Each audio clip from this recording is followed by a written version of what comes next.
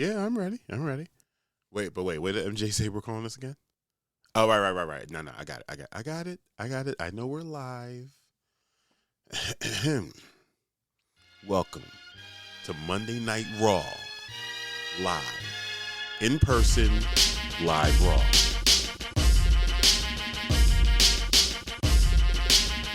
But they are the masterminds behind the downfall of America, so I guess... Absolutely. Yeah, I don't think it's fair to call Trump the mastermind of that, but he's a willing participant. He's a mind. He's no master, but he's a mind. Yeah. I'll give him that. Charlissa said we definitely got to talk about how they disrespected Babyface for Cyndi Lauper. So not for Cyndi. So I didn't. I saw it. I didn't play it. I kept scrolling because I just be like, you're not supposed to be on your phone right now anyway. Listen to anything with the sound on anyway, so he would have missed the blatant disrespect of that entire clip. True. I need captions. 2, I'm trying to spend less time doom scrolling. So it's like, am I going to get involved with this? Maybe. Maybe not. Maybe I'll keep going. Ooh, fishing. Ooh, this is what happens. Steaks. Ooh, meat videos. Showing how to cook red meat. I'm on that. He is. He's watching that. Well, let's talk about it real quick, because I did watch that. Oh, God. And Charlissa, you're right. Mad disrespectful. So Babyface won Kenny Babyface Edmonds. Correct. Not just an R&B legend, not just a singing, but songwriter, producer. Yes. Industry icon. Absolutely. Without a doubt. Without a doubt. Is standing talking to the Associated Press of all fucking outlets. Sorry. Mm-mm. And you see one of the reporters sort of bend back a little bit. And so there's someone else, a producer or someone's, chatting in her ear. Mm-hmm. And instead, no discretion, no nothing. She just is like, chaperone. Like, and she starts walking up and Babyface was like, oh, y'all want to talk to her? Okay. And he dipped. Oh, that's... Dipped. Which is exactly what he needed to do. That's kind of crazy. It was ugly. That's kind of crazy. And I don't know... I don't know Chaperone as an artist. I don't know, I just know that the Youngs are in love, and I am here for that. I also know what she said in her acceptance speech. Also here for that. She said, Charlissa said they cut mid-sentence. They cut him off. No, like he's literally talking. Oh my. And one of the reporters is engaged, right? And is listening to him talk. And then the other one you see bend down a little bit and come back and is just like, chaperone. Like it's bad. There's no... somebody gotta get fired. There's no cutting it to make it like, oh, she didn't know what to do, or, It's like, no, this was a bad move. And whoever told her in her ear, cut this man off and get to Chaperone. Am I saying her name right? I'm not sure if I think so. Whoever, like, that... There's 2 firings that could happen. So I was gonna ask, like, I'm in a different place, not from you, but I'm in a place where it's like, this Babyface Edmonds, y'all crazy? Is that a fireable offense, or am I being unreasonable? I don't know. I mean, that's certainly what I would say the black folks on the internet is calling for. Give me your resignation because your apology is trash. Oh, they apologized? Yeah, she apologized the same night. I mean, it was the end of the night, end of the red carpet, and was just like, I love Babyface. He's so great. You didn't act like it. Definitely no disrespect. Love you. Kisses mean it. Like, it was like, but also Chaperone. Bruh. Mac, what's good? DJ Mac, what's good? My name Mackie. My guy Mackie. We are in a weird spot. And by that I mean age-wise. Yeah. We're in a weird spot where it's like, I don't listen to Babyface every day, but that doesn't matter. I know who Babyface is, right. And I know what he did, and I know how important he is. And so having people who know who the artists are and how important those artists are to the industry, to people's lives, to all the things, that's really important for whoever you're putting on the carpet. Like, it can't just be someone who can spot a Gucci suit, Yeah, that should be a requirement. You got to know who these people are. And if you don't, I mean, no matter what, let me take it all the way back, because there's zero reason that kind of interruption should happen no matter who the person is being talked to. Facts. You're doing an interview. Someone has stopped to do an interview with you, and you went, "Oh, there's someone better behind you." There's someone I'm more excited to talk to right behind you. So the person that didn't yell for Chaperone, the other person that was interviewing, like, how did they respond in that moment? Did they kind of like be like, no, we're gonna like, no.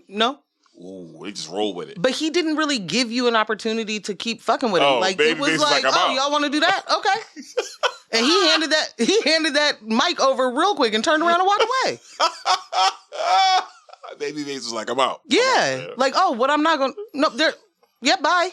Charlissa was like, she was like, ooh, squirrel. For real. Damn. That's exactly how it went. And he was like, oh, you like squirrels? Okay, well, I'm not a squirrel, so I'll see y'all later.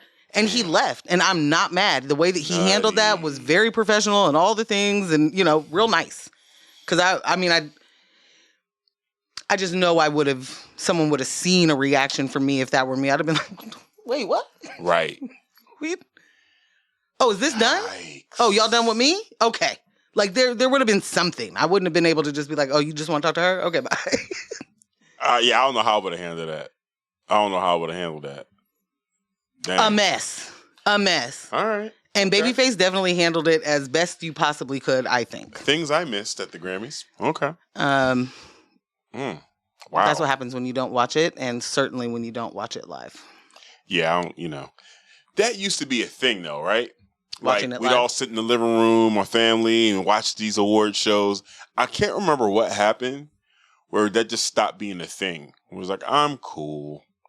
And maybe it was the internet and the way that I could start catching the results the next day. But like even the performances and stuff used to be something we were excited to do as a family and sit down and watch it. I don't know. The Grammys got boring for a long time. Like all the award shows. Okay. No, the award shows got really boring for a long time, and it was very stagnant. Okay. You just knew you were going to get a performance from X. There was going to be a tribute performance of some sort. There was going to be, it got lame. I'd say I didn't watch it live last night. Mm-mm. But it was way more entertaining than it has been in a really long time. Okay. All right. Way more entertaining. Fair enough. I know we talked last week about, you definitely watching Kendrick Bowl live. Yeah. K-Dot Bowl live. The Bing Bop Boom Boom Boom Bop Bam Bowl. Okay, enlighten me. What's this from? It's just from... Just a quote from a song. GNX? All right. Yeah. Yeah. The Beyonce Bowl, there's no alliteration with Kendrick Bowl, Like I wanted to have something, so it's... Yeah. All of that is getting beat up, I'll say this. I can't believe you don't really understand that, though. Like, it's like pow. Like, it's like the... bing, bop, boom, I get it now. Once explained, yeah, it hits, Were you in a pickle? I wasn't in a pickle yet. Drake's in the pickle. I will say this, after the award show, after the Grammys last night, I am definitely more excited for the Super Bowl performance. Oh, interesting. I mean, I was already excited. Way brighter. Go on. Wow. So you win some Grammys, now you care. Okay. Go on. Show light. Let us know why you care more today. Anyway. Was it the 5 Grammys in one night versus a career? Or no, it was the fact that he received his Grammys while walking up the steps and hearing the whole community in that building yell A minor. That to me was like, okay, the only way we're going to top that is a stadium full of people doing it. And that is going to be wild for the night. Which is kind of crazy because we saw that at the pop-out, right? Right. But that was still us. It was still us. No question. I mean, there were famous people. That's why LeBron is on the hit list now. But like from a community standpoint, it felt like it was still an internal thing. I'm totally with you. Mm-hmm. Where I'm going is, that was big. He did that song 5 times that night. Yeah. each time he did that song, everybody was more hyped than they were the time before he did that song, right? And it was a everybody, whole... she means me. I was like, run it back. Let's go. It was very much niggas in Paris. Yeah, like, absolutely. If y'all remember the era. Do y'all know that? Like, when Jay and Kanye were touring that album, they were performing niggas in Paris, like... 2, 3, 4 times. Like, there was a night, I think my brother, did he go or he was telling me about it? I think they went. Yeah, they went. They performed it 7 times. Like, people, they waited until people were leaving their seats and exiting, and then started it back. And then people ran back in. Trying to cause a stampede, in all honesty. Man, that is fire. But very much, that was big. Yeah. Right? Where I'm going is, that was not a football stadium. No. So, real quick, when people talk about a stadium tour, a football stadium is humongous when it comes to capacity of people. Like, these are arenas, they are venues that get used hardly at all throughout the year. Like, you really need to work hard to figure out something to do, because football teams play like a total of 12 or 14 games or something for their whole season. It's a very, you're using this thing 7 times. Right. Something like that. Anyway, one of my craziest experiences, I've only been to one NFL game at whatever they call where the Broncos play. I don't remember. Mile High something. Mm-hmm. It was terrifying. It's too many people. There are too many people. There are too many people with no shirts on. They're painted. It's like 11 below. None of that makes sense to me. I don't know how many beers you drink that becomes a coat. None of the things add up. Too many screaming and too many people. Cannot handle it. Right. I can't imagine. Well, I can. I can imagine what it will sound like in a football stadium, which is your Rose Quarter or Wachovia Center. You know, like those are basketball arenas.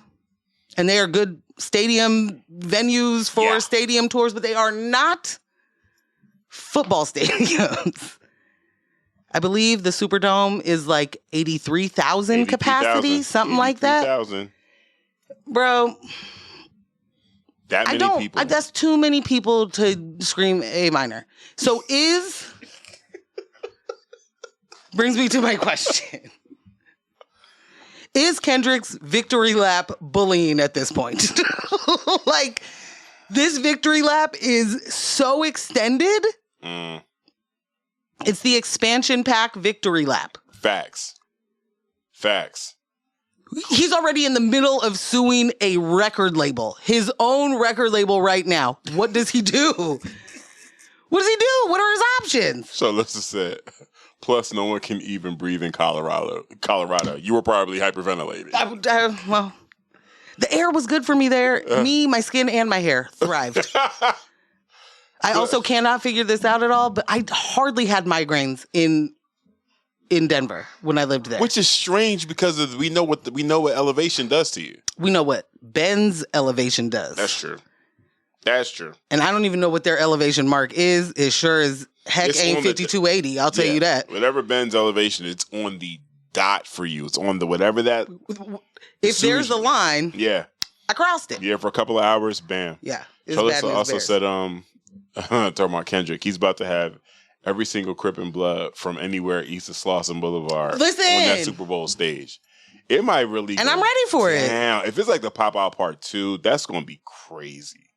Did anybody, Charlotte specifically, because did you see how excited Dr. Dre was when Kendrick won? Did you see that? Before he called him out? What do you mean? He was like, "What up, Dre?" And Jay was like, "Oh yeah, no.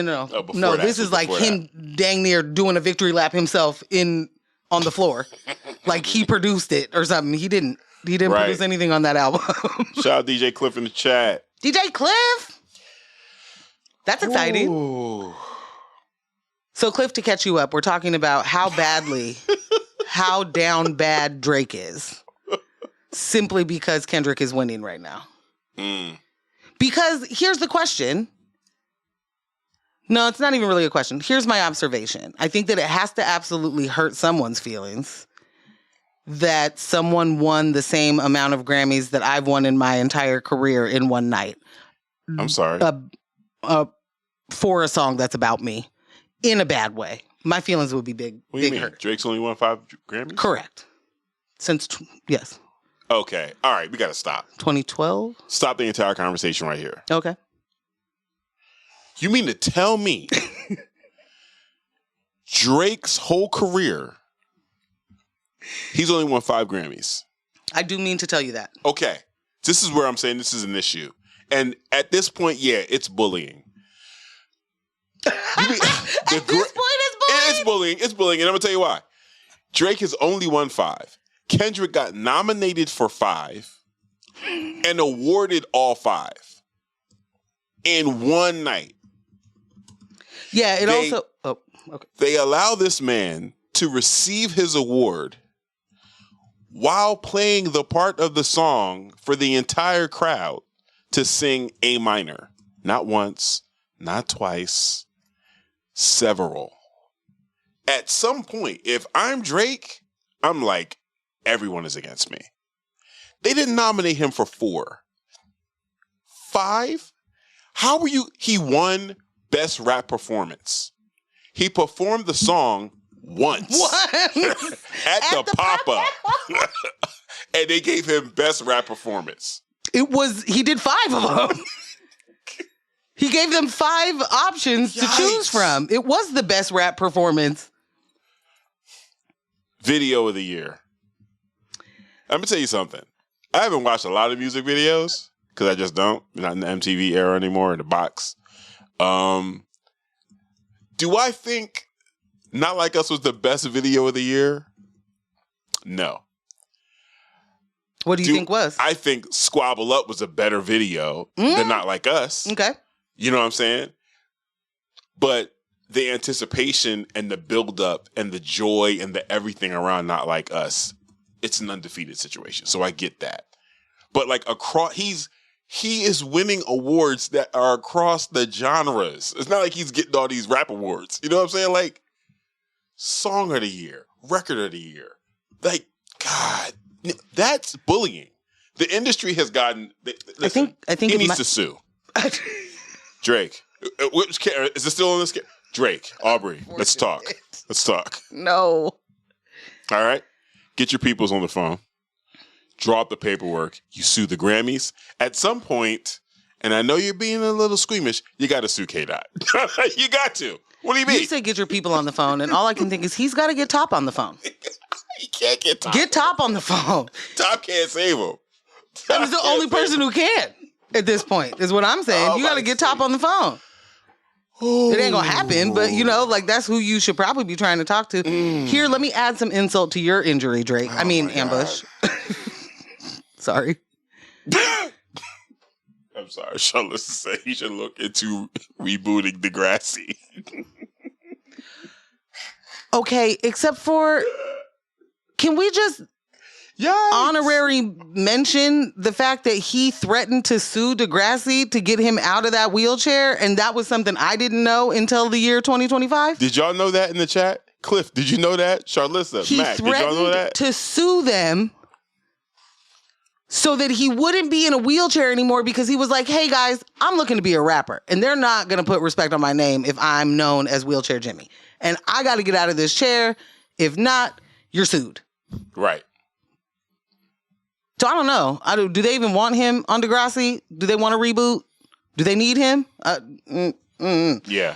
What I was going to say is Drake has been nominated for a total of 55 Grammys. Oh. Kendrick has been nominated for a total of 57 Grammys. Drake has won 5 of the 55 nominations. Kendrick has won 22 of his 57 nominations. There's 2 and 2, 22. Wait, everyone is reacting to the Degrassi joint. Oh. Brooke just popped up on YouTube. What? Brooke! Sassy just popped up on Facebook. What? Sorry. She said that is insane. What the fuck? He threatened to sue. Get me out of this wheelchair Basically, now, what fam. we are learning in what this beef, this, I don't even know what to call it. It's this expose. What we have learned Call is it a that moment in he's history. been a bitch the entire time he's been alive. The entire time. Right. And in the entire time you've been alive, if you are younger than Drake, he's been a bitch. Yeah. Like, and I mean that so wholeheartedly. I don't have it gender neutral. Like, right. To be clear. To be clear, I mean, he's a bitch. There is literally nothing that he hasn't done that's already like, Right. My man is in blackface. Like, there's too many things that we already let slide. Yeah. I gave him a pass for that. Well, he tried to act like there was some actual reason behind it. Like, yeah, it was, you know. When you do that artistically, but then you have your mom be like, maybe you shouldn't have it. And nigga, you know what I said. Like, when you do that, nah, listen. He got half he's looking bad, and I'm not here for it. He can be in that pickle over there by himself. I don't need you and your identity crisis and not knowing how to live and up the fuck over there, friend. The fuck over there. Yeah, this is bad. So, man. yeah, he tried to sue Degrassi, and it worked. And so he tried to sue Universal Music Group. Not going to work. I'm going to say it's not going to work. It's not going to work out for him. So, wait. How many... Are you still in the award situation? How many Grammys has Kendrick gotten before now? Well, before 20. Okay, before he had 17 wins. He won 5 last night. So he now has 22 total. Jesus. 22 total Grammys. Yikes. However, if we're going to do some fun little stats here, let me give you that. In that Grammy win,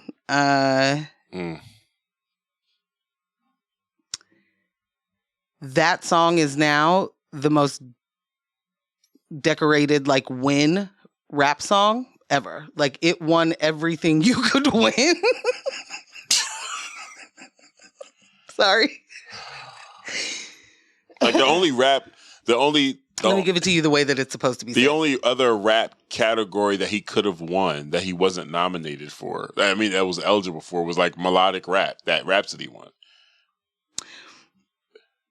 That's wild. Go ahead, though. Kendrick took home 5 awards, including Record of the Year and Song of the Year for Not Like Us, setting a new record for the most decorated rap song in Grammy history. Utter foolishness. And if we could just take a moment to continue the TDE takeover and talk about motherfucking Doechii. Right? Like, you were supposed to get a whole lot more excited when I said that. I was leaving space. See, you know what it is about me and Doechii? Honestly, like, I felt like I hit Doechii in this middle place where I was late to her on like the whole TikTok situation and some of the other songs that I didn't realize were her songs that I was already playing. But then when this album dropped, immediately I'm in there like, hey, y'all, hey, did you listen to hey, y'all need to get on this. I was going all crazy about it. And it's excellent to see the way she's being received now. The way this album especially is being received. And it's interesting also to watch this much younger batch of music fans not understanding what it looks like for a really good artist to have label support and be able to just be themselves. And development too, because artist development went to the wayside when streaming was like, actually, we cash checks now, right? And so labels were like, yeah, actually, I'm not really here to develop artists anymore. I mean, if you could actually just get yourself a following first, if you could work on that, and then we can talk about it. Like, what's your Instagram? Do you TikTok?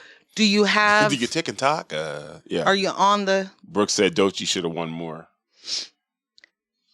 Doechii won. What? She is in her bag. Listen. Best female. No. She got rap album. Period. Yeah, rap album of the year. She got that. Rap album. Okay. Yeah.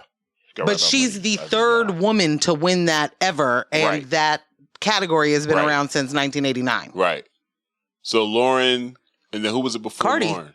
Lauren and Cardi? Lauren, Cardi, and now Doechii. And Cardi was the one who handed or who announced. That's dope. That's so dope. Yeah. Yeah. Wild. Yeah. I'm with you on Doechii should have won more, but what Doechii won is so big. Yeah. And what she's doing is so big. How she's doing it is so big. Is fire, yo. Like, she is incredible. The inspiration that she is giving and the honesty that she has been doing this entire time. Mm-hmm. And with this album very specifically, the creativity behind it, doing a whole TV show, sitcom spoof for the not just for the single video, but for the rollout of it, for all of those people involved. I mean, like, that really reminded me of when, like, posse cuts, like, people really used to do things with each other, and now it's like they don't, they don't do that at all. And now, like, that really felt like it, like seeing Tizo touchdown in the video. It's like, just come on now. Tizo. Charlissa said she cried during the acceptance speech. That's what I'm saying. Yeah, no, that was real. That's real. That's what I'm saying. Like, she's doing it, and in such a way that is so special, that is so authentic, that's so genuine. There is no question, right? There's no, like, Ambush likes to do this to me, so I talk about Doechii a lot, and he'll be like, she's an industry plant, so, you know. That's what the kids are saying. Yeah, like, oh, you know, she's so crazy. Well, you know, she's an industry plant. Oh, my God. LMAO, y'all don't know what industry plants look like, I guess, because Tekashi 6ix9ine was walking around here not being one of those, I guess. I don't know. Like, are you... Y'all didn't see that? Are you with me or no? Are we on the same... Because that's a plant. You didn't see that coming? Oh, my God. I feel like there's a lot of industry plants. Or people we could say are that. Sure. You know? Sure. But then, like, you have, again, you got these fans or these people that are engaging with the content, making these hot takes. Like, it got to a point where, like, saying someone was an industry plant was just the trend. Like Anderson being Paak, a industry plant. Industry plant. Like, they just okay, but Anderson Paak. No, I'm just joking. Like, come on, man. Yeah. Okay, wait.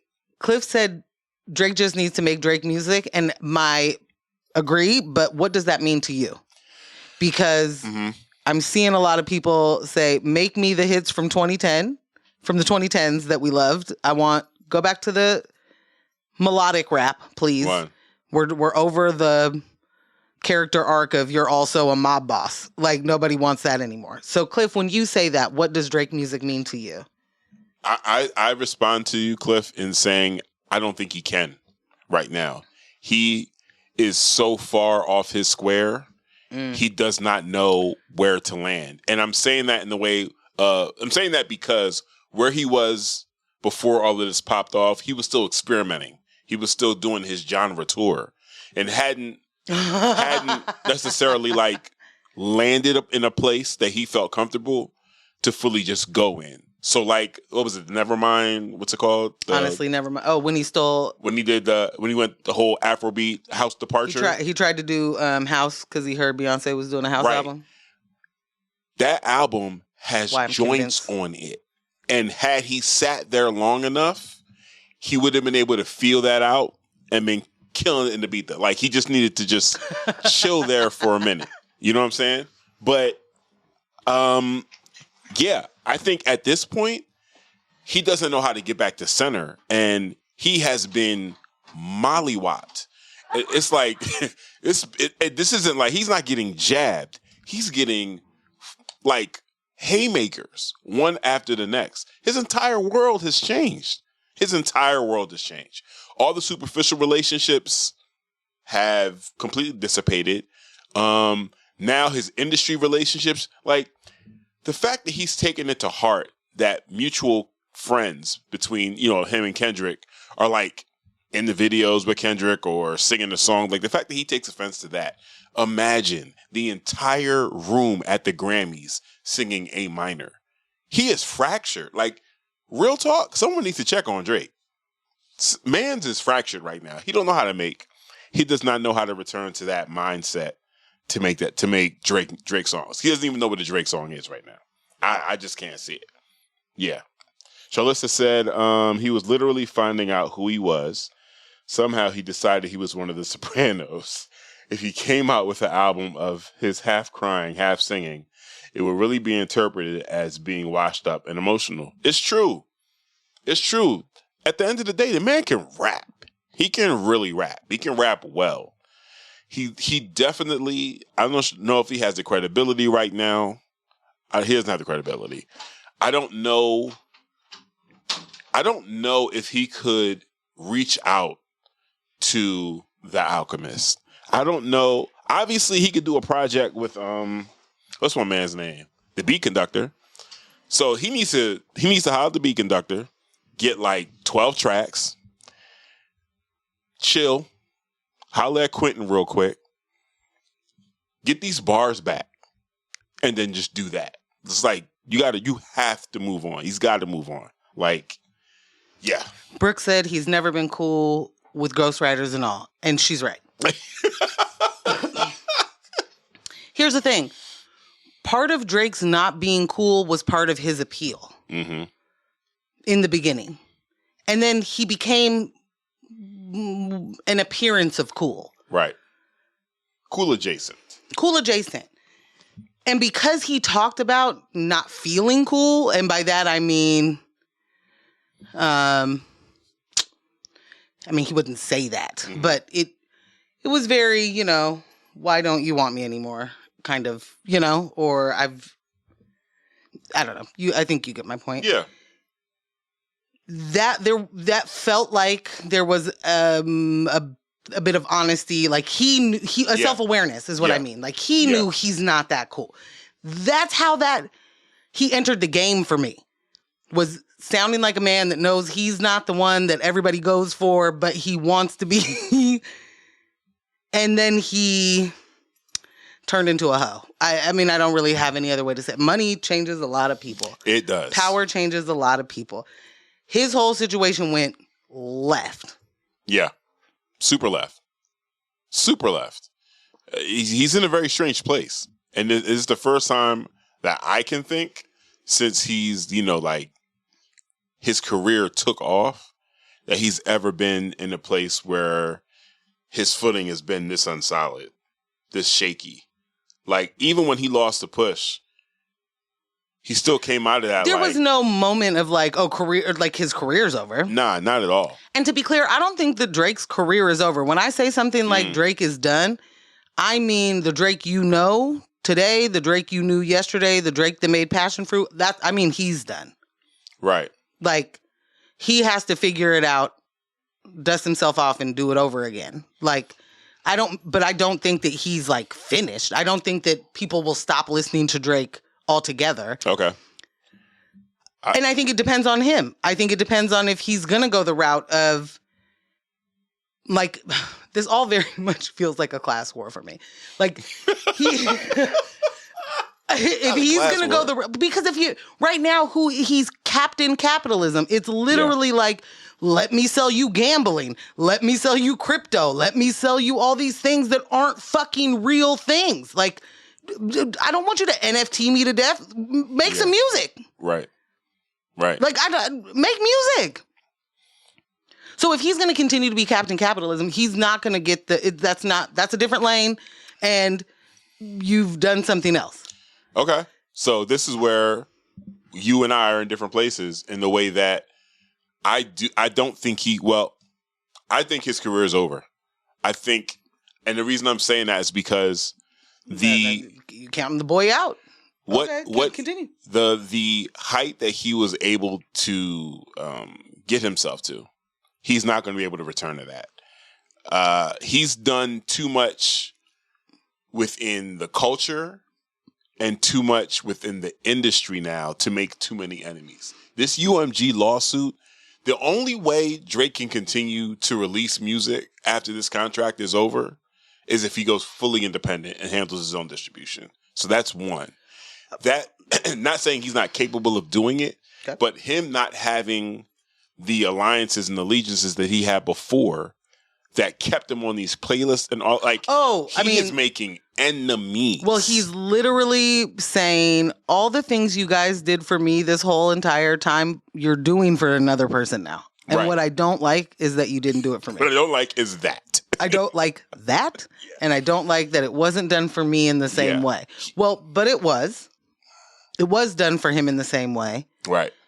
He didn't like the result. And because he didn't like the result, he felt very Trumpian. It must have been rigged. Right. This thing.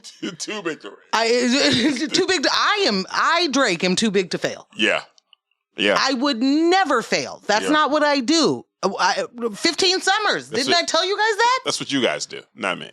Y'all are the failures, not me. Right. But here's the thing that we have talked about that I'm just going to hit folks over the head with. The entire beef, they are talking about two different things. They are talking about the end result of either one. They're talking past each other. Yeah. Like, and that's when you are talking to either one of a rabid fan, you know, the glazers that can do nothing but see the best in the person that they're glazing in that moment. Like, when you say to them, oh, I lost my point. Wait. And then you. What I mustard on the beat, ho. It works everywhere. Did it help? No. What up, AJ? AJ. I blame AJ. Cliff's laughing at Trumpian. He said, "Word. He's shown to go to MC. Shown going to MCs is not his lane. Either be a trendy rapper or just focus on the art form. I heard folks say how nice he is as an MC. Let's see it." So what you were saying as far as like where he's gone now? Yeah. To me, that's more further proof of his departure from music as a career, because these fans that he has shown us they're not necessarily music. They're definitely not rap fans. They're barely fans of music. This is like a social media relationship. Like, you're like Mr. Beast. This is where you're moving. Like, on some real shit. Like, wait, you think that's who the fans are right now? I feel like when you started talking about what he's now trying to sell, you're not selling the music anymore. Yeah, because the music you're making is like, no. So it's this Drake experience. You know what I'm saying? Like, you're moving into just doing this other shit, and it's like, well, that's working out. The music surely isn't. And you've made so many fucking enemies within your career musically. Fam, like you're seeing yourself out. You're seeing yourself out. That's what you were saying. You started talking about them speaking two different languages and having two different conversations two different within points. The battle. Thank you. Yeah. Thank you. Mm-hmm. I kiss you on your cheek. It's exactly that. So they were talking past each other, right? So and the fans are talking past each other, and they are speaking to two different points. Like, being the best selling does not make you the best artist. And yes, I understand why you think that's the metric. Right. The people who benefit from that told you that's the metric. Right. Men lie, women lie, numbers don't. We get it. Do you pay for your music in the same way that you used to? Do you go buy a physical anything? Like, sales aren't the same anymore. Mm-hmm. Sales aren't the same. Streams aren't the same. No. None of the things that we have been like, oh, well, that must mean you are the best artist in the world, means nothing when you have the ability to put your thumb on the scale, right? Yeah. And so if Spotify wants to tell us that the number one streaming artist is Drake, but that's the number one streaming rap artist sometimes a different artist, but like really it's The Weeknd? Right. You know what I'm saying? Like, The Weeknd doing way more numbers than that dude. Right. Way more numbers than that dude. But what we hear is Drake is the biggest artist in the world. Though that is what we hear from the people. And I'm not saying that he's not huge. I'm not saying that he hasn't taken that spot. Right. What I'm saying is the metrics are different. Kendrick is talking about not just cultural impact, but cultural connection. Yeah. Like, actually being a part of it, not being adjacent, not being next to, not paying for it. Not touring through it. Right. Not taking from when you want to a little bit here, there, and there. And just like, he has literally done colonizing all in front of our face. And Some of us have made excuses for that. Some of us didn't see it for what it was when it was happening. Right. Might have been me. Right. I'm in that boat. I definitely was like, give me the rhythms. Yes. Like, yes. We found it annoying at first, especially as someone who was half Jamaican. I definitely found that, that rhythm shit, that rhythm trafficking he was doing earlier. Like, sir, please chill with the patois. I don't need it. So there was my thing. I was here for the songs. I don't need the patois. I don't want you on the stage at Nike talking about this is how I talk. All them things. Nah. Nah. So again, to your point of there being two different conversations here, one within the culture, one on the outside of it. This is what I'm saying in the way that he cannot return to what his former prominence. And in the process of this battle, he keeps kicking himself out the culture. Oh, 1,000%. Within your lawsuit, you accused Kendrick of being anti-Semitic. Well, the song. Kendrick's song. Well, but I won't name him. Right. So this is where I'm at with this. You guys let a song that says these words, and I don't like it, and I feel like it's anti-Semitic. Right. So for me, like as a DJ, and y'all know I be having my lines, in today's world, in the current climate, you can't play around with calling somebody anti-Semitic. That's not light work. I mean, I'm going to disagree with you just in the moment of saying literally everything says that's anti-Semitic. Like right now, this is the time to play with it. Not that you should. Right. Not that that's what's supposed to happen. Not that we should in any way engage with it or give it credibility. I just mean it means almost nothing today because of... From a consequence standpoint, that's my point. Like the fact that they formed legislation that any little thing, if you're pro-Palestine, you're losing contracts, you can get fired. Like from a consequence, you don't play like that. And because I hear you. You are showing us how far you are from your blackness, every chance you get, sir, I am good on you. Not only are you far away from it, you put it on when you're ready. Yep. And you take it off when you're not. Right. And I think that, for me, is one of the biggest things. Like, if Drake was out here letting us hear him with his friends on a regular basis for the last 15 years, he would not have had this run. Nah, absolutely not. He would not have had this run. If you were hearing him talk to his buds the way he does, you wouldn't have believed not a word he said, not about none of the things. Yeah. None of the things. You wouldn't have believed it about any of his friends. Yeah. You know what I'm saying? And I don't even mean that you necessarily believe it, but it wouldn't even paint the picture the way that you... Nah, bro. Like, you are so far from it, it's literally a costume. And that's the best way for me to describe it. That was the problem for me when it was like, oh, you're British now. Yeah. Oh no, you're not, a road man. You're a road man. You're not just British, you're a Jamaican British man? Huh? Yeah. Like, nah. Charlissa was like, where is it? Do you think when I mentioned like he needs to get, back in the booth maybe with the conductor, she's like, do you think any producer would work with him? And, like what it would do to their credibility? I think mad producers would still work with him. They're just not the producers that you want to hear from right now. I think mad producers would work with him. I think he could pull it off and create that project that would work. I think he's missing all of his windows to do that. And now he's pretty much like, for me, he's J. Cole himself. Like, I don't really want to hear it.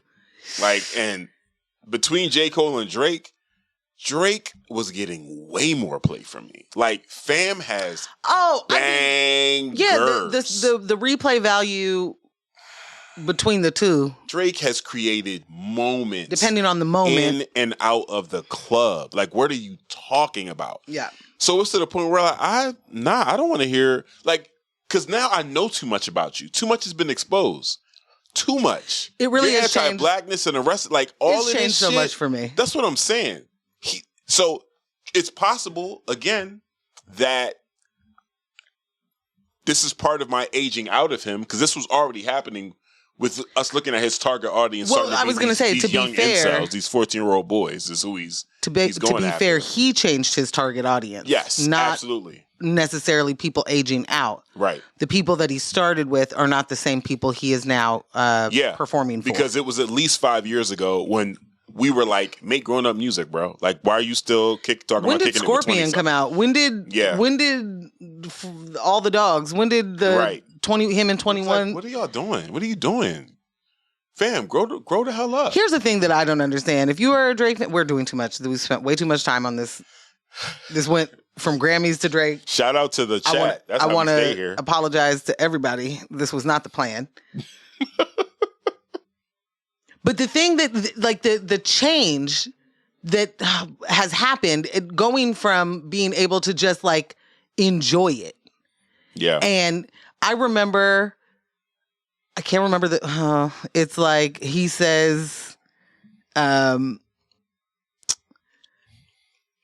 something to the effect of, like, don't make me catch a body right now. Yeah. Whatever song that is. That's early on in his career. And I remember a lot of people having lots of feelings about that. I was a lot of people. And I'm like, it's Drake. Nobody thinks that's serious. He's not talking about himself. Like, huh? And now he wants me to believe that he was. And I'm not going to do that.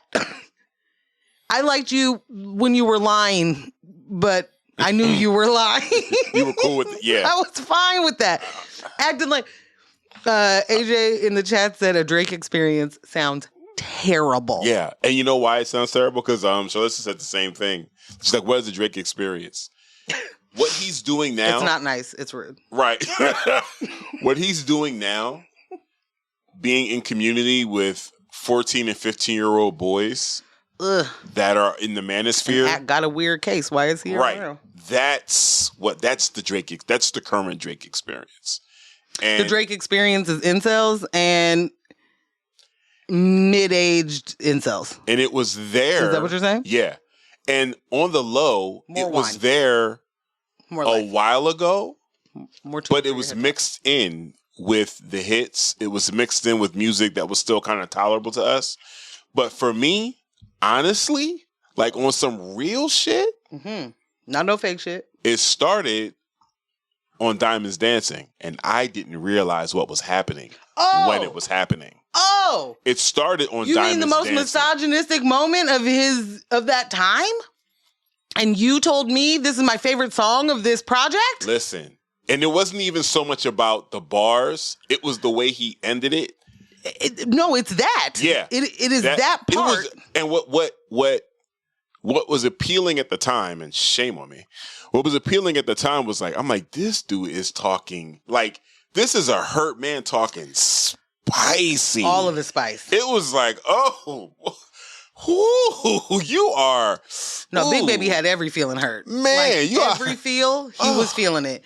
You don't deserve it. Spicy. So ungrateful. Oh, I was like, your mama hates you. Who even talks like this? I was like, golly. Undeserving. And I was blown away by it. I was like, wow, that's crazy. That joint's crazy. Because it was crazy. It was crazy. And that was the album he did with the first album he did with Future?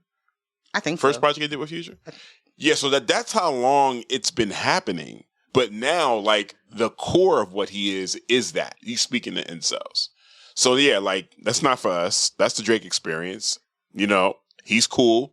He's cool hanging in that community, kicking it with them. I'm good. I'm good. I feel like I need to tell everybody who is looking at this on Facebook that you should go to Ambushes. I don't know. I just now saw... Sorry, Sassy. I didn't know you were talking to me in there. I had no idea. She said, so you can't be a rapper if you're in a wheelchair? I did not know that. Yeah. Yeah. You definitely can. Yeah. You definitely can. You can't if you are an incredibly insecure man who isn't actually disabled, who doesn't want to appear disabled because, like, you know what I'm saying? Like, everything about him, he's a bitch. Yo, Charissa said, I ain't gonna lie, it was on repeat. Then I said, wait a goddamn minute. She's like, it's so crazy. We literally overlooked so much because he was spitting. And Cliff, that's the point. Cliff, that's what I'm saying. For so many of us, we were experiencing, like, Mans has been spitting for a while. Diamonds. Man has been spitting for a while. Like, understand, dude can rap. Dude can rap. Dude can write. He knows who to collab with. The problem was he just didn't understand his weight class. That's what happened. He didn't understand.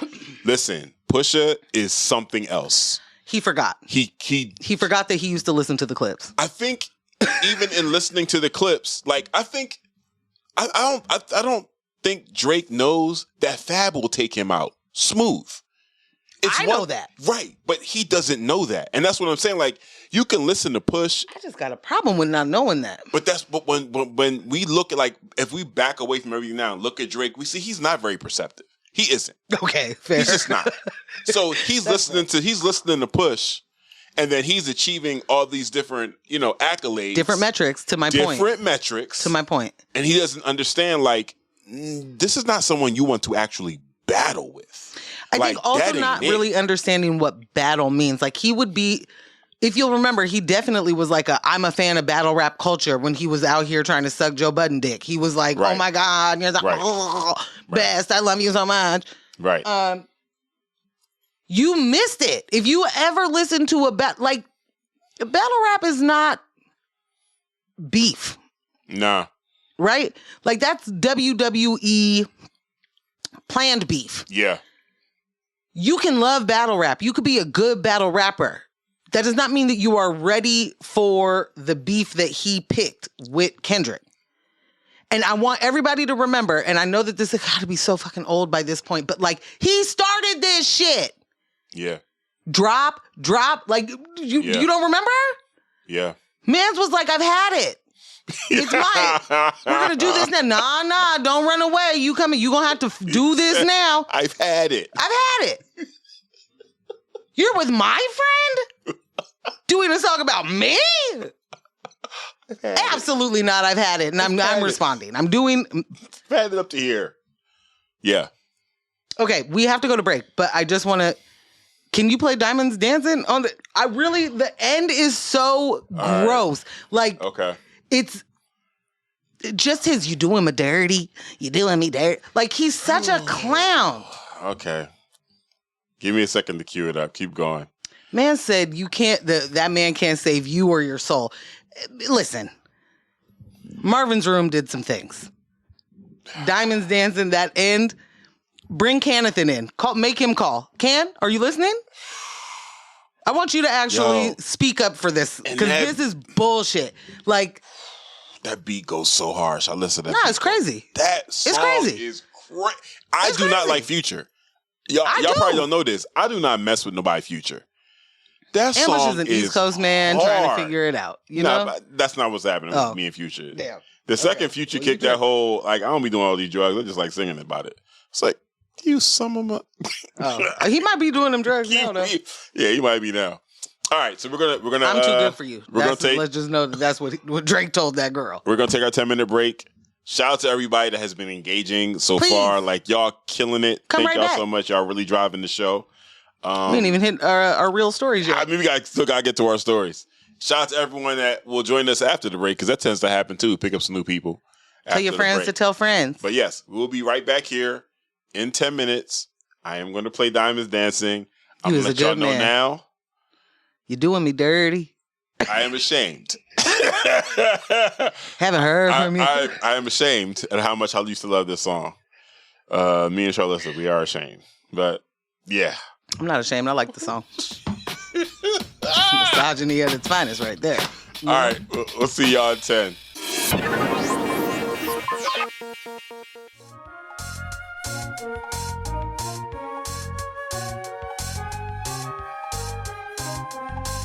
And we back. We back in this John.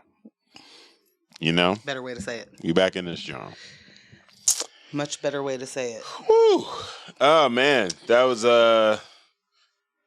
a much needed break and a palate cleanse. I tried to follow up Diamonds Dancing with some other stuff there. Well, did you sit with your? Did you listen to Diamonds Dancing again? Yeah. How'd you feel about it this time? Man, you doing me dirty. It just all makes sense, you know, for who I see Drake as today. It's just, you know, it's framed a little different for me. Yeah. Yeah. Yeah. Wowzers. Okay. I got to run into this because this, you had me watch a Perfect Union piece on the FAA. Yeah. And it put me in a place. So this piece popped up primarily because of, the crashes that have been happening. So at the time, you didn't even know there was a crash in Philadelphia. And right. I knew about the helicopter mid-air crash with the plane in D.C. Right. And then the very next day, there was a crash. It was a medical flight. Yeah. Okay. Yeah, and everyone perished. It was like 6 people. And there's like footage from multiple angles, people's like, ring cams and stuff catching this thing go down. And it went down fast. It went down fast. The explosion was huge. Yeah. It was like something out of a movie. It was like, whoa. But yeah. So you show me this piece by Perfect Union, and shout out to Perfect Union because the content that they put out is incredible. Yeah. If you are looking to learn about labor, about labor practices, about anti-labor people and policies and practices, Perfect Union is where I get tons of my starts, and then I dig in and find out, it's worse than I ever thought it could be. We're quite in a pickle. I don't want anyone ever again to say, I'm going to survive these 4 years when they don't realize that the Reagan era is still happening. Right. Like, in all honesty, we are in such a bad way that we don't even know what policies are from where, from when, for why, for what happened. And more than that, we don't understand how long lasting certain things are. Right. So for as much as we try that whole, it's only 4 years or it's only 8 years or, know that number one, in this current 4 years, this is the second time that person got 4 years. And that first time laid the groundwork. Right. This time is about implementing the plan. And they are implementing at warp speed. Yeah. So back to Ronald Reagan. Real quick, AJ responded to you saying you were in a pickle. I said, not a pickle. AJ. An actual pickle. He's in a pickle. It's me in a pickle. So being at Lily's is just incredible. Okay, so Ronald Reagan, king of the crack era. Yeah. Just thank you, Daddy Crack. Not Daddy Crack. What does Ronald Reagan and union busting have to do with the recent mid-air collisions and crashes that we have had? Well, back in 1981, a very fundamental year for everybody. Oh, gosh. What? For anyone confused with my reaction, 1981 is the year of Morgan's birth. So I think we both said the same thing just now. A very fundamental year for everybody. No? Yes. Okay, great. So back on board? Yep. Are we in the same book? Are we on the same page? We're on the same page. Okay. It's chapters and everything. Can you hear me, Stephen? Can you hear me? Club Fandango, can you hear me?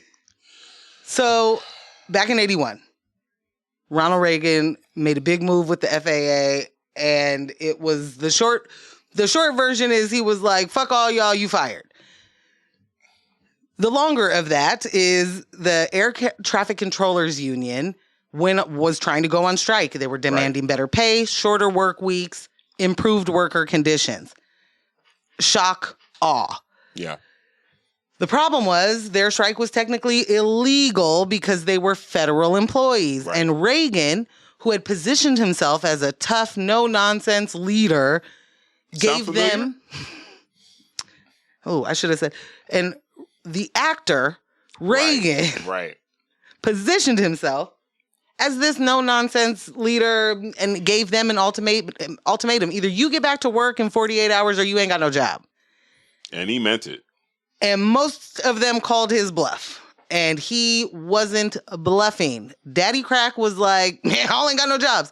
11,345 air traffic controllers were not just fired, they were banned from ever working for the federal government again. Yo, that's wild. That's wild. 11,345 people at once. This isn't a day. Just gone. So they scramble to fill the gaps. They're bringing in military controllers and they're training new hires. But the whole situation was a full-blown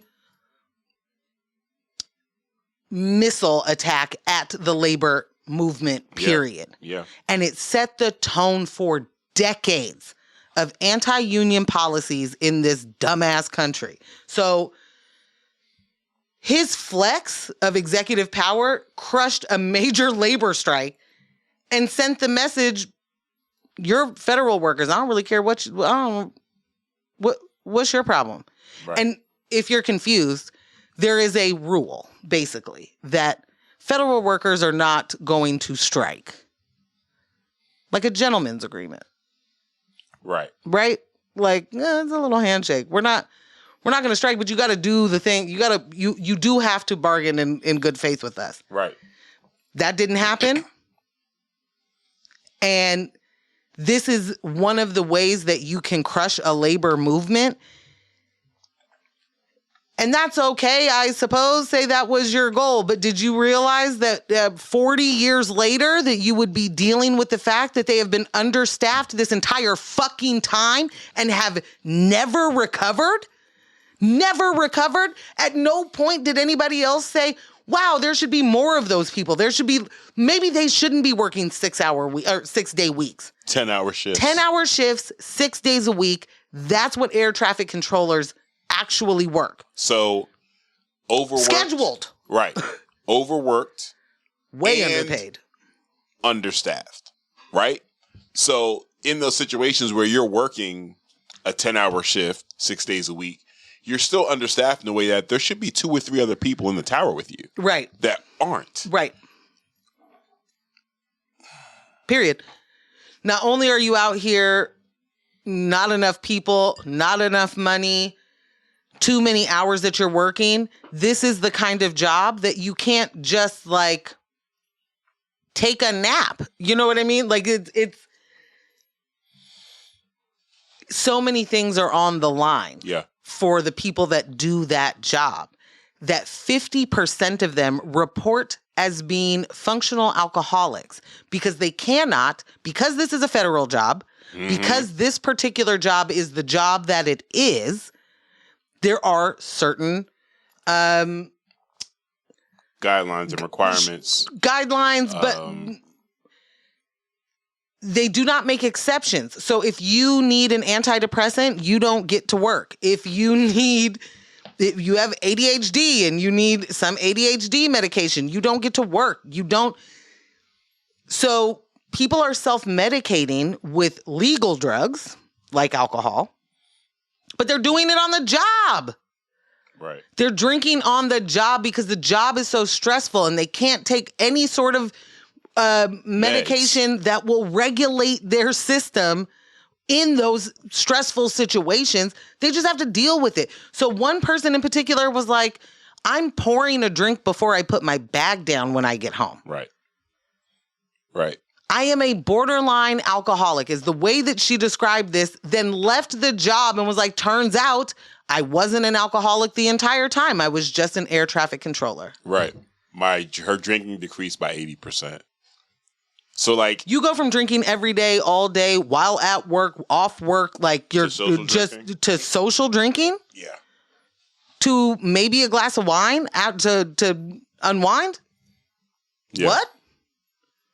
Yeah. We like our systems breed addiction, breeds mental health issues, breeds physical disabilities. Like we literally make it harder to live. And then we're like mad at each other instead of the system that makes that the case. Right. Right. Reagan Regan is dead. Oh, C's brought up a good point. What up, C's? C said, hey, fam, if their families had to fly with traffic controllers working 60-hour work weeks, it would be different. They happily fly private. Hello. Like, that's wild. Hello. Bro. And AJ said it's amazing we haven't seen more flight tragedies. Seriously, it's it is absolutely amazing, and it's a testament to these overworked people. Those people, because we should be having tragedies. Not that I would wish that, right? But because of the work conditions that they're under, you're right. It's ridiculous. It's amazing. Like, what is happening right now? But the whole idea that the job itself is so stressful that in order to do this job, you need to actually be on medication. You cannot be on medication, so you are self-medicating. When all that really needs to happen is make the job less stressful, give these people more support, let's change some of the practices around it. But Lord forbid money be spent where it's supposed to be spent to actually make a job sustainable. And we're not just talking about any job. We're talking about that's my thing. Millions of people flying daily. Many times it's hundreds of people at a time in a aircraft, right? Most commercial flights are over 100 people on the plane. The idea that we could be willy-nilly with that at any point actually tracks, but is completely asinine. That's just scary. It's completely asinine. It's so scary. But it's not that crazy when you recognize who's running the federal government and what's happening within it and what the two parties are legitimately set up to do. And that's one of the things. We have many people that think that third-party voters are the reason that we have Trump right now, and that isn't the reason. It's never the reason. There aren't enough people that vote third party for that to be the reason. And when you really drill down on it, which nobody loves to hear this, but your vote is not as counting as you think it's counting. It's not as countable. You can't take that vote to the bank. You can't take that vote to the bank. And as a matter of fact, when they basically steal over 3 million votes by taking people off of the voter rolls and suppressing votes for Black and brown people, that's the problem, one of them. Mm-hmm. That is a measurable thing that you can see and then no one's going to do anything about. So, real unfortunate. But we could take that away and just talk about the fact that the popular vote is a part of the vote and it ain't got nothing to do with the Electoral College. Right. And until the Electoral College goes away, which is, I don't know, DEI for red states, you're never going to have a vote, one voice thing that they told us it was. Right. It has never been that this has never been the case. When you have the Electoral College as the backup, it's literally the safety that this does not turn into some commie hell or whatever they think that it's going to be. Right. You know what I mean? Like, it's to ensure that capitalism continues. Because no matter all of the things that the people know they need and want, if it doesn't align with the systems that are in place, sorry, baby, you ain't getting that. We will pay you some lip service. Yep. We will tell you thoughts and tariffs, you know? But what we won't do is actually change any of those things. Yeah. Until Ambush, it's time to change those things, because I grew up my entire life thinking that the politicians and government jobs were very sacred, and you got to be the best and the brightest, and you also have to be, good at it or something. At the very least. But really, you could just be a billionaire and you can walk around chewing on wires every fucking place you go and call yourself a consultant. You don't even have to know what you're consulting on. Inefficient. You just walk around doing that. Stamped with inefficient. Don't like it. Delete. Like, you could do that if you're a billionaire and then you solved all the world's problems or something, because that's what the fuck Elon Musk dumbass is doing out here, not just looting the treasury, but also like Americans want to be able to pay their taxes for free. Fuck you. Delete. Yeah. Elon. An unelected private citizen has taken significant actions affecting the IRS and associated programs. They walked into the Treasury on some like mob shit. This is what I do. Yeah. We're in here. Show me the system. Show me the books. Show me the books. Put me up on game.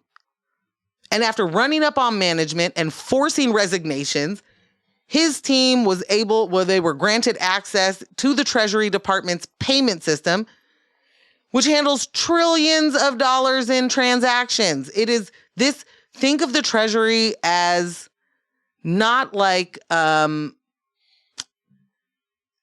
even like a bank teller.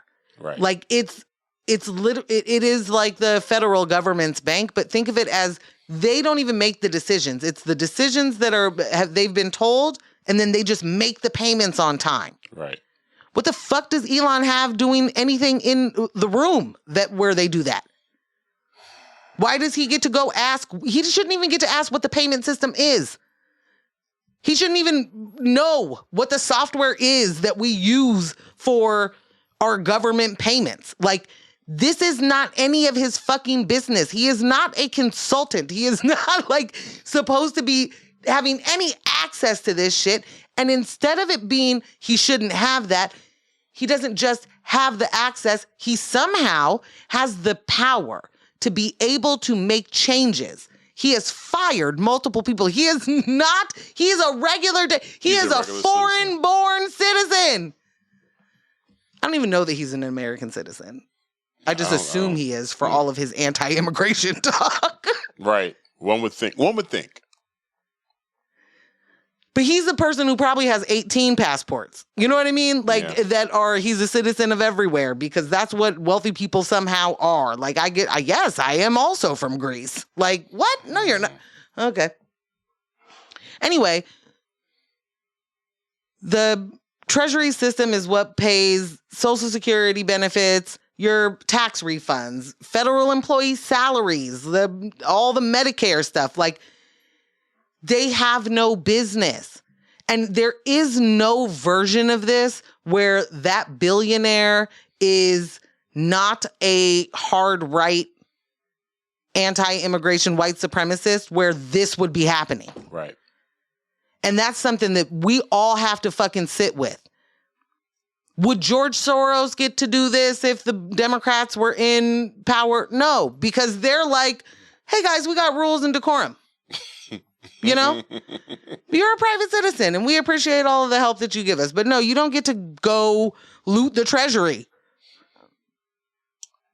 And in doing so, and his ability to gain access, so just so everyone's clear, this man now has access to all of our Social Security numbers. Period. Anyone that is receiving any federal checks, assistance, nonprofit organizations. Like, it's interesting because had he said, which again he wouldn't have rights to, I want a report of federal spending. I'm sure that's a different conversation than I need access to your payment system. So I'll just say this, and then I want to get your take on it. Mm-hmm. 18F is a tech team that was within the General Service Administration that's instrumental in developing the IRS's direct file program. Right. Direct file is brand freaking new. Like, if you know many other countries, tax season don't look like this. Right. They tell you how much they either owe you or you owe them. Your taxes are prepared by the federal government because they know how much money you made. Right. Here, you got to let TurboTax get a piece. You got to get into it, or whatever payroll system service that your company uses. We got to let them get a little, because, you know, what would it look like if they didn't get that money? I don't know. I don't even know what the point is outside of greed and capitalism. But like, he fired the team that created the direct file program, but the direct file program is still available. Hello? Hello? So you can, in fact, file your taxes for free directly with the IRS, still online, but he fired the people that created it because Elizabeth Warren was like, we should do this. Right. It's not anything more than that. This is not, it's already been created. This isn't money that they're like, we could save right there. Right. This is money we could save right here. It's a thing that already happened. But they're calling it a far left issue. They're calling it because Elizabeth Warren, everybody knows, is the most far left senator that we've ever had. Like, none of this shit ever makes sense. And I'm no shade to Elizabeth Warren. She has done some really incredible things for people, for us. This kind of thing is real loud. And I need everybody to open those ears to understand what they're saying. We understand, like, this is the administration ran on, you can't afford to live. Right. And we are going to change that for you. I alone can make your grocery prices go down. I alone am going to make China pay tariffs that don't exist. I alone am going to make Canada and Mexico do the same thing. I'm going to make Mexico build the wall. Mexico's still building the wall, and they still paying for it. Dumbass. Not only, this person lies all the time, but like, they don't pay taxes, right? They spend a lot of money to not pay taxes. Right. So to make it harder for you to file and either pay yours or you've paid too much and you need the refund back, they've made it harder for that. They don't want you to be able to do that for free. They don't want that to be able to be easy. They don't want any of that to happen, which makes absolutely no sense because their entire point is to extract all of our wealth and put it into theirs. So to me, a lot of these things don't go together. Yeah. Making it harder for us to do certain things that only benefit you in the long run or could only benefit you in the long run seems wild, but slavery. So like exploiters going to exploit. They're going to make it harder on everybody. Oppressors are going to oppress. Right. The privatization of all these services is the key. That's the key. Definitely. Thank you. Real quick, shout out to C's. Said Elon has been designated a special government employee. And I was not aware that this was a designation, but it actually is. He told me to Google it. A special government employee, SGE, is a person who is temporarily employed by the federal government to perform a specific task. SGEs are often experts or consultants with outside perspectives that the government needs for a limited time. They can be paid or unpaid. They can serve for a maximum of 130 days within the 365-day period. Congress created the SGE category in 1962. Well, how I will be spending tomorrow is figuring out who the person is that they decided needed to get that SGE significance in 1962, because I can't wait to find out who the Elon Musk of the day was then. Bruh. Because in all honesty, he shouldn't be anyone's assistant, let alone a consultant. He shouldn't be a special anything. You are literally chewing on wires. His companies are going under like nobody's business, but then propped up by us. And by us, I mean government American taxpayers and government money. Yeah. Like, he is the biggest fucking welfare baby, and he's out here talking about people shouldn't get SNAP. Bitch. It said SGEs are subject to the same standards of conduct as other federal employees. No, they're not. See, they're subject to it. Oh, right. I thought this was C's. That's the whole thing. They're I was like, C's, they lying. They lying, C's. And also, SGEs may be required to submit financial disclosure reports. None of that shit's going to happen. None of it. He is currently showing us how he is not subject to the same standards of conduct as any federal employee. Because Mans is running amok, and the Democrats are asking us for $5 donations.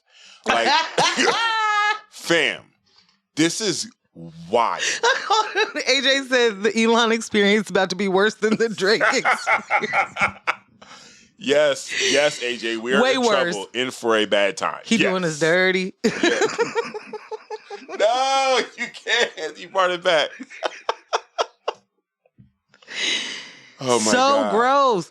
Like, I've never understood this man's appeal or allure. He has never been a genius to me. There was never a moment where I was like, oh man, wow, look at this guy really doing a bunch of cool, new, innovative things.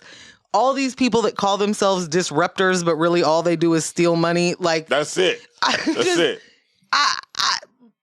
Please.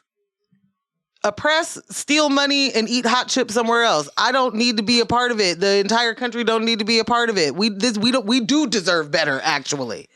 See, you said Elon is Trump's African American. Goodbye. His only one. Thank you for listening to this show. Lay everything down. My South African American. There he is. My apartheid African American.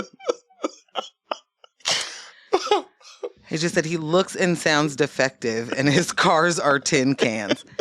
I saw a video of a girl blubbering in her vehicle. Funny. And was like, I bought a Tesla.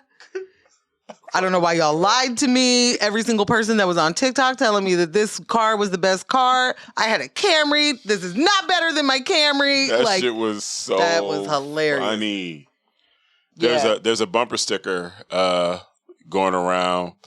4 Teslas. It's like I bought this before I knew who Elon was, what he was about. I can't remember exactly how it was phrased. There's part of me that I am trying to figure out who these people are, or some shit like that. That are able to buy a Tesla and then say, I didn't know that that's who was the guy. Oh yeah, we talked about it last week. Oh well, people just buying Teslas, not even knowing he's even connected to the shit. Think about the amount of Cybertrucks that have sold after watching him say the window's unbreakable and he threw a baseball at it. So no, he didn't throw a baseball. It was a rock. It was a rock. Maybe it was a baseball. Either way, that thing was like broke the fuck out of that window. Was it Ray J with the sunglasses?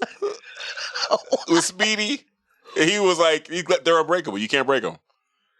Was it Ray J? Or was it like Soulja Boy? I think it was Ray J. I don't know. He was sitting down with Speedy and he said something about, his sunglasses being unbreakable. He was like, you can't break them. Were they unbreakable? They were supposed to be. He broke them? He just snapped them. And Ray J just looked at him. It was like, what are y'all doing? Was he like, why'd you do that? Because I told you that they were... He didn't have a single thing. Listen. Oh my God. Things I can't handle. Elon should have been laughed out of the building a long time ago. Like, there's really no reason that we are in this boat other than mediocre whites. Like, argue with your mom. Yeah. That's it. Oh, boy. Welcome to the Doge. What's important to remember here is that these policies and what they're doing will not just be for this short amount of time. No. And what they have laid in place and are able to execute right now is, who knows if your next 4 years that you would be voting anyway. And I'm not trying to be like super scare anybody or whatever, but like, we're dealing with a group of people that don't care about rules because they are wealthy white men who don't get told no. And when they get told no, they do it anyway. And then when they do it anyway, they don't get in trouble. Like, no matter what the what is. If they stole money, they don't get in trouble. If they rape women, they don't get in trouble. If they, don't talk to their fucking kids and don't pay for them, they don't get in trouble. It doesn't matter what the thing is. If you don't pay your bills, if you just go bankrupt, like that's that business. That ain't got nothing to do with me. Like, we are dealing with a group of people that do not believe in the rules that we have come accustomed to and that we believe are in place. They have decided we don't need to do that as long as we own the people that make the rules. Right. And so when the Supreme Court, just in title, would mean it's the biggest one. And like they're not voting for us. They're not going to side on the side of the people. They are not ruling for what's best in mind for a large group of people. They are only ruling for what's best for the people that pay them. So we're in a bad way. And what that means is that we collectively need to be uniting. We collectively need to be organizing. We need to be in community with each other because the federal things matter a lot. They matter a lot. They matter a lot. When someone says to you, it doesn't matter who the president is, they're wrong. If you heard me say that, there was context, I'm sure. Right. Right. But seriously, it does matter who the president is. It does matter what's happening federally to your local community. And we really need to get to the point where we understand that we can actually make our lives better locally, even with that chaos happening and continuing to happen. But we cannot lose sight of what has happened, what we have already endured, allowed. Like, I am at the place of, if you aren't resisting and revolting, are we doing anything? Like, if there's space that you're finding for any of this, I want to hear it.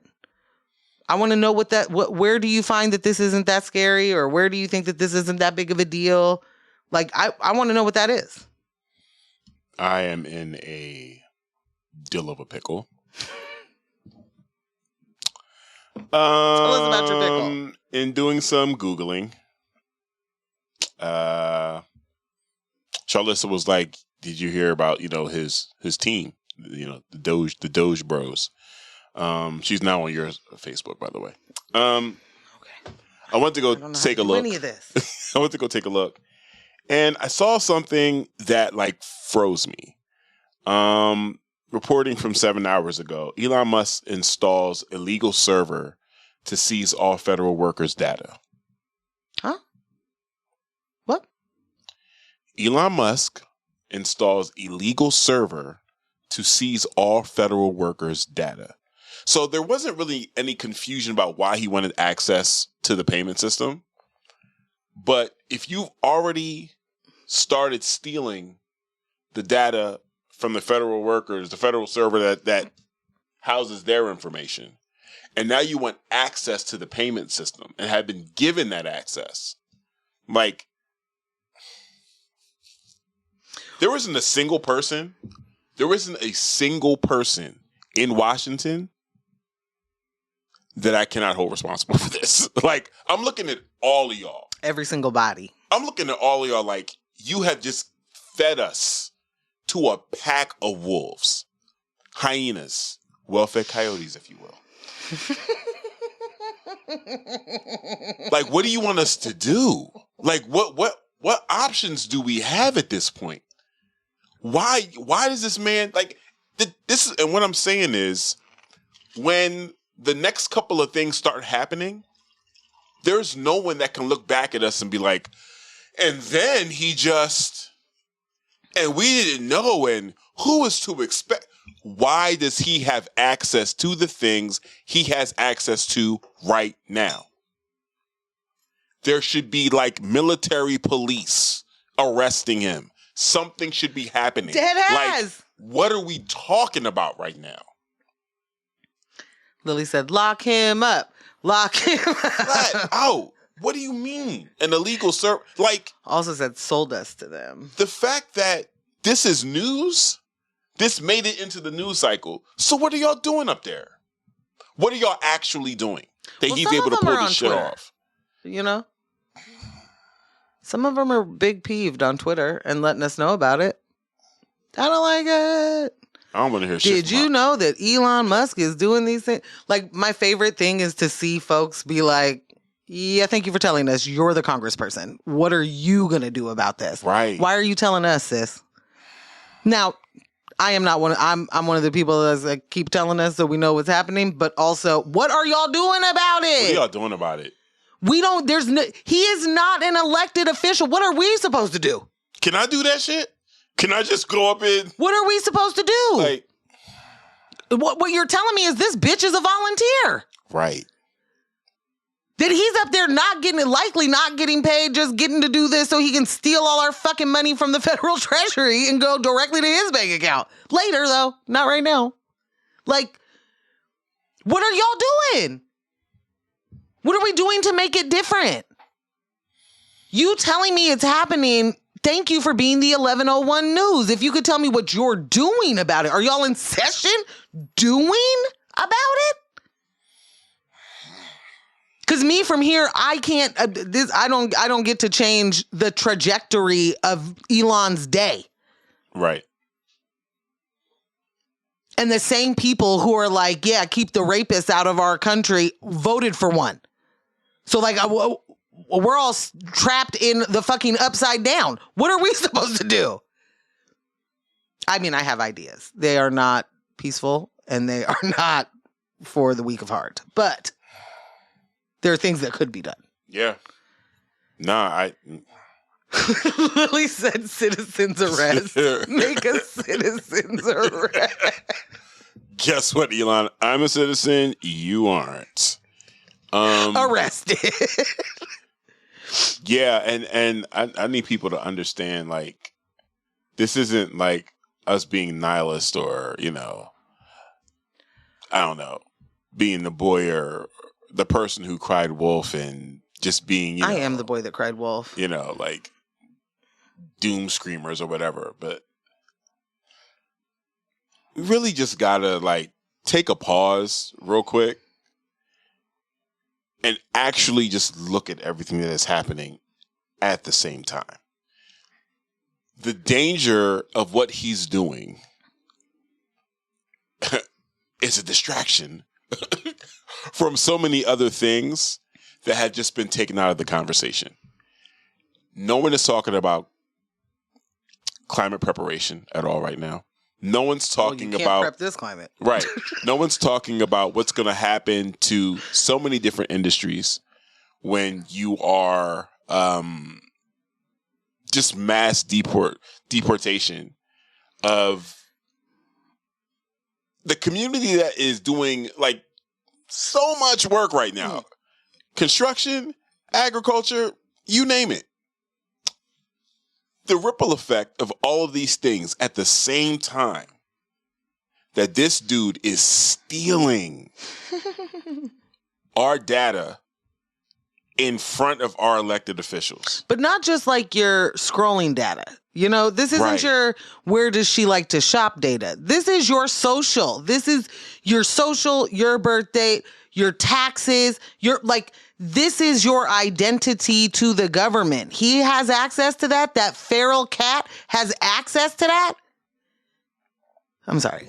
Yo. I didn't mean to interrupt. But no, but this goes back to a point that we were making a couple of months ago when we're laughing at Elon because he looks goofy and does really stupid stuff and is awkward and saying like dumb shit. He's not winning. He's won. Yeah. He's won. It's a wrap. He's positioned himself in a way that losing is a choice. He has pretty much subjugated our entire government. Our leaders are doing nothing. Nothing. Well, and that's where you're wrong. Our leaders are currently trying to decide if one Tulsi Gabbard should be the director of national intelligence. I'm sorry. And so I think everybody here knows that'll be a great thing for us all. I'm sorry. Yeah. Can you refresh me on what's happening now? Jess won't even look at me. So, so there's that. Oh, You're unawares. Yeah. Tulsi Gabbard. Y'all know her. Do I really need to do like everybody knows who Tulsi Gabbard is? She ran for president. Y'all know. Used to like Bernie, and then she was like, "That's like I like Russia," and then was like Russia more. I like also doing really bad things for the name of no wars, but also no. She's been nominated for that position, the Director of National Intelligence, who is the person that oversees all U.S. intelligence agencies. That's including the CIA, the NSA, the FBI. This is a job that requires not just like trust and discretion, but like a clear commitment to protecting the U.S.'s interests. I understand that the U.S.'s interests change by administration. And location of oil. Natural resources altogether is mostly where our interests lie. But you're not supposed to be pushing like narratives, right? That's not the job of the Director of National Intelligence. Well, I mean, I guess it is, but it isn't. Certainly not the narrative of a hostile foreign power. Like, Tulsi has given us many a Kremlin report, and I am not here to give you Russiagate, but like literally, they give her Russiagate. Like, if Russia loves her and what she has to say, right, and they platform her a lot, it's just a lot of red flags. Yeah, right. I just don't trust her judgment or her decision making because it is very much where the job takes her. And so if you were ever a person who was even contemplating voting for Bernie Sanders, you are not a Fox News contributor today if you meant that. Right. You know what I'm saying? Like, there's not a thing that meets that makes you go, and no now I'm a right-wing populist, because that's not actually a thing. It is in name, but it isn't a thing, because conservatives are not here for the working class or for the people that make up the working class. That's not what they're here for. No. So anyway, Susan Collins, who everyone will remember as being the woman who was wonderful enough to give us Brett Kavanaugh, one of the women that was wonderful enough to give us Brett Kavanaugh. And that also said, I think Trump learned his lesson. Well, he did. What's to say he didn't? He got impeached. I think he learned his lesson. She has made it clear she will, in fact, vote yes for Tulsi Gabbard. Wow. So I know I brought up Bernie, but like, isn't Collins in Maine? I believe so. What's happening over there? What's happening in that Northeast, where there can be a very clear understanding in which so many people need to take buses to Canada to buy their meds quarterly because they cannot afford them here. Which is wild. Wild for the night. That someone like Susan Collins, one, doesn't even know that's happening, I guess. I don't know. Don't care. Because healthcare is not on her list of things to talk about. She doesn't understand what we need for national security, because someone like Tulsi Gabbard, who literally does propaganda for a living right now, and I do mean the bad propaganda, like let me go. She has a show on Fox. Right.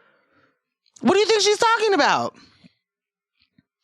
Having been in the military does not mean that you know anything about national security. Now, I'm not saying that people that are in the military don't know anything about national security. That's obviously not true. Right. They definitely do. There are plenty. But I'm saying that you can be in the military and have no idea what certain things and operations are even happening around you. Yeah, it doesn't just mean you're qualified. It doesn't just mean you're qualified. And she hasn't shown us in any way that she is qualified. If anything, she just flips and flops around. And a person who is... I'm not, there is no like smoking gun that I know of that says Tulsi Gabbard is a Russian asset or whoever's other government asset, but it sure as shit don't fucking look good. And it really says something that if in this country, we are talking about a president who is not just a felon, but also credibly accused of and convicted in civil court, like, of sexual assault. Right. That's our president. Whatever Pete Hegseth does now, he is known as being a person that drinks on the job, that squanders money, and beats women. Job done. Got it. Nailed it. Cool. You can apparently be, even thought to be, a foreign, hostile foreign government's asset of some sort. Yeah. You could even... Yeah, you're a foreign asset. You could even be thought of that and be the director of national intelligence? But be clear that, bitch, if you don't have 15 years of experience when you're 20, you ain't getting no job that pays you $12 an hour. Right. But you could literally go meet with Assad and then come back and be like, he ain't do nothing. What they talking about? They ain't talking about nothing. What they talking about? They ain't talking about nothing. All of that should radicalize every single one of us, because there's literally fucking nothing that makes sense about any of this. None of it. None of it, other than it is not just a symptom, but also a way to continue to keep systems of oppression going. And I don't know about y'all, but I'm fucking tired of being the one that continues to get oppressed. I don't want to anymore. I don't want to. This is traumatizing. I didn't mean to leave us on a traumatizing note. But here we are. Listen, you know what? We're doing the news, bro. And it's it's a real pickle. That's just where we are. We're just doing the news. Us in a pickle. Yikes. Man. We did it. We did it. It's been an amazing night. Poor Jess. Y'all are just, man, y'all really showing I meant to up. tell you that it did hail a bit. It got some hail out there? There was, yep. I don't like it. Keep it. Pieces of ice. Looks like hospital ice on the grass. Nope. Yep. Take it back to the Northeast. I don't want it.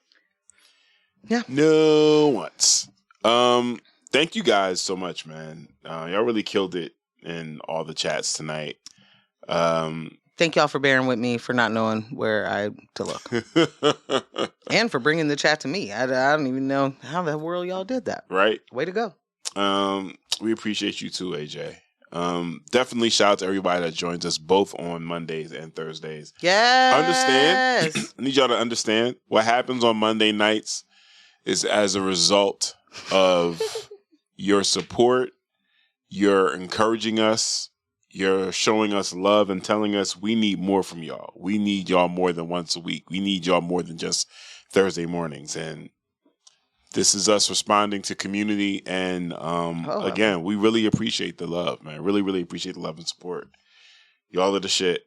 But yeah, let's everybody be mad at Reagan still. Do that. Be that. Sure. For sure. Do not allow that person to be whitewashed into being some sort of greatness. We already had reasons. We had so many reasons. But to find out that he's the cause not only of why the FAA is what it is today, but also that you crushed a labor union in the meantime, right? Bitch, knees gone. Take his knees away. I think that's the only thing you can do. Gone. It's true. No knees. All right. This has been fun. Yeah. This is another News with My Fiance, Monday Night Raw, live, in person, live Raw, in the books. Thank y'all for spending this quality time with us. This episode was made possible by our in-studio crew, Jess. Out here killing every single thing. Saying?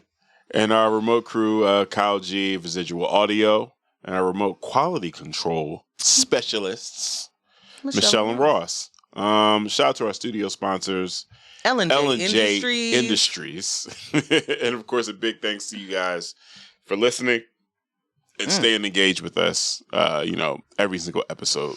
Stay engaged with us all week. Please follow us on Instagram at News with My Fiance. Follow Ambush at Scambeezy. Follow me at Portland Morgan.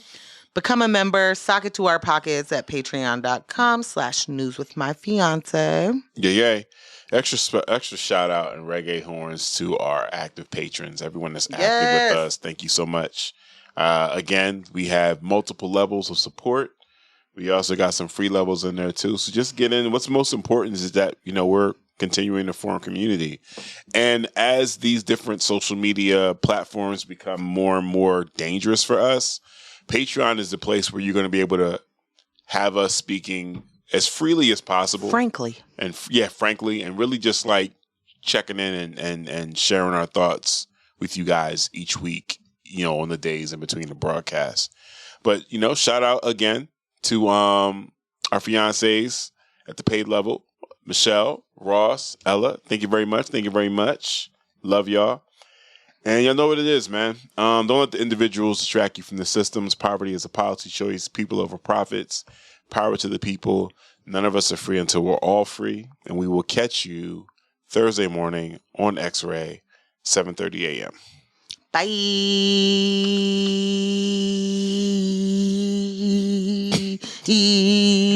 Bye. Thanks for tuning in. You can catch this show streaming live on YouTube every Monday night from 6:30 p.m. to 8:30 p.m. And our podcast episodes are available everywhere you listen to podcasts except Spotify.